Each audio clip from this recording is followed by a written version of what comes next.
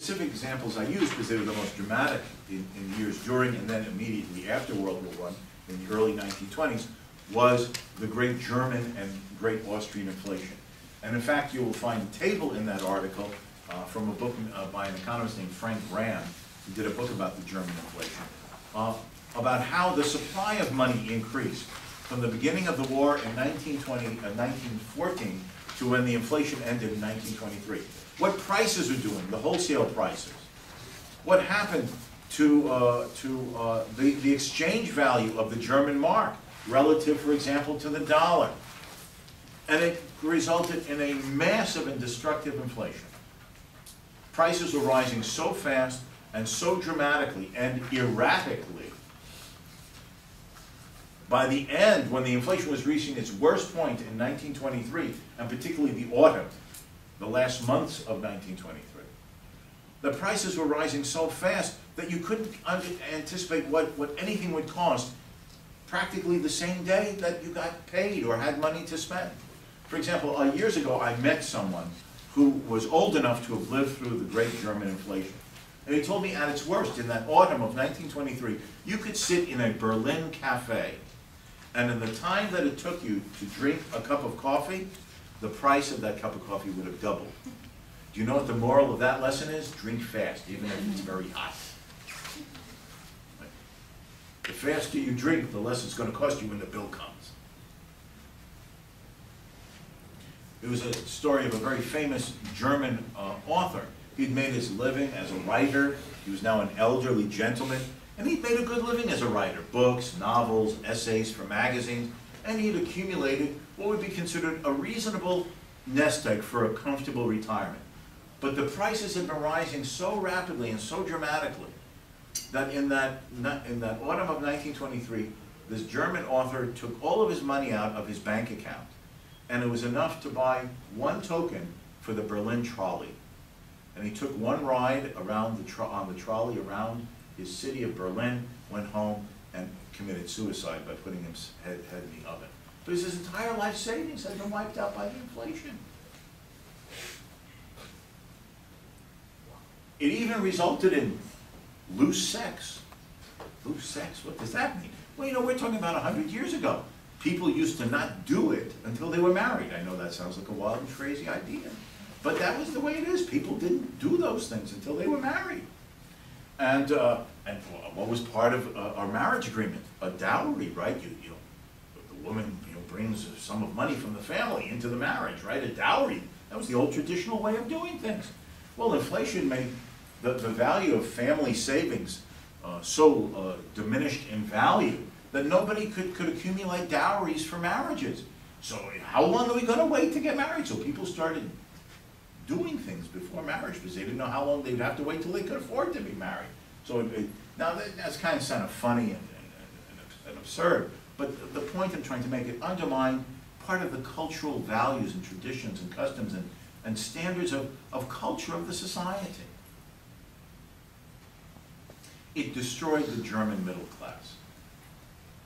And many wealthy people who thought they were making huge sums of money were in fact wiped out by the inflation, because prices were rising so erratically and rapidly that what looked like a profit would often turn out to be a loss. You sell the product on the market, and its selling price is significantly above the cost of manufacturing it, because inflation has been pushing up the selling price that the consumers are paying. But now when you go back into the market to rebuy resources and raw materials, replace some capital equipment that's been wearing out, hire workers again to continue the production process going. You find that by the time you have to do that, reorder resources and raw materials and parts, replace some worn out machines, hire workers again, that the costs of hiring are now even higher than the revenue you received just the other day or the last week. So that now your revenues turns out not to be enough to replace the capital you've used up in production, or to buy all the resources and raw materials you need just to maintain the previous level of production. In other words, it was leading to what economists would call in their jargon, capital consumption. Your revenues are not rising fast enough to keep up with your costs. So you can't replace capital that gets used up. And obviously, you know, you've all taken some economics. You need capital equipment to maintain and improve the productivity of your labor force. More output per worker. That's part of the improvement in the rising standard of living.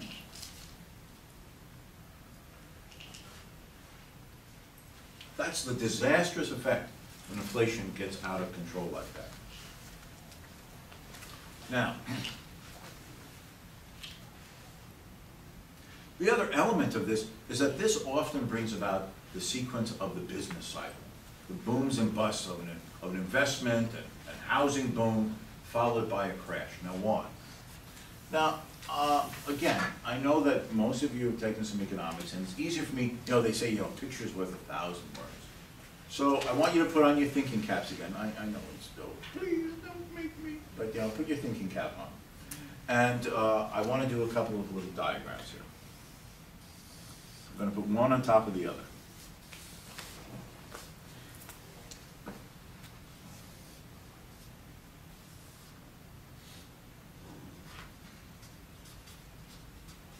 Okay, what I put on the lower diagram here is the loan market. The demand to borrow money and the supply of money to lend. Now, demanders are the borrowers, the suppliers are the lenders. People who have chosen to save a part of their income and lend it to others through financial institutions like banks, rather than consume the money themselves, right, just spend the income they've earned, or to undertake an investment directly. So I consume part of my income and I save part of my income. And normally, since most of us do not go into direct business ourselves, we put our savings, along with the savings of others, into financial institutions. We pool our savings with others.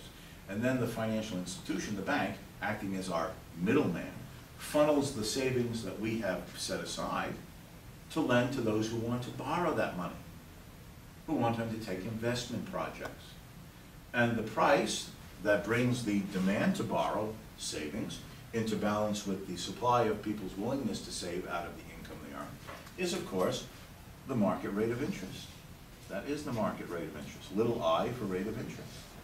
And so, therefore, there is a rate of interest at which the desire to demand savings for investment purposes is equal to the supply of savings that people are willing to set aside out of the income they earn rather than spend or consume it.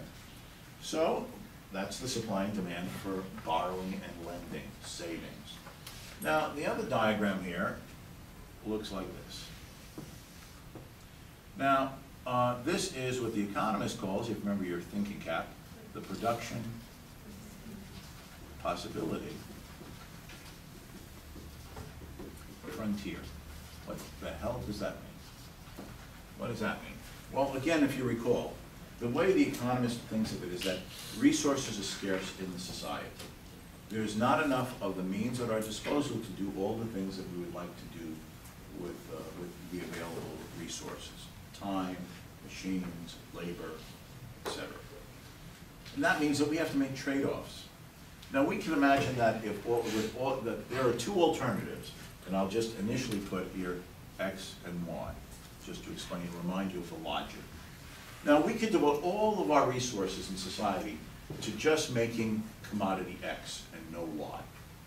Well, how much we could produce? Well, if that point right here is 0, then the maximum we could produce would be some X1.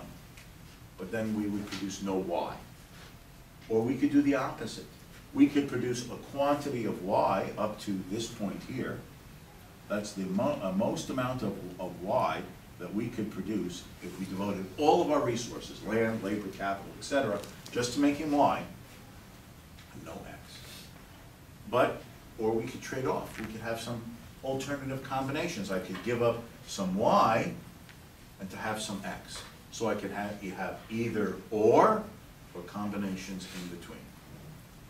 Now we could therefore say that X is consumption. And we could say that Y is investment. So we can devote our resources to making direct and immediate consumer goods to enjoy life, to do things today. Or we could devote some or all the resources to investment purposes, making more and better machines, new technologies to do what? To enhance our productive capability in the future by foregoing some of the production that we could have undertaken for today's uses and wants.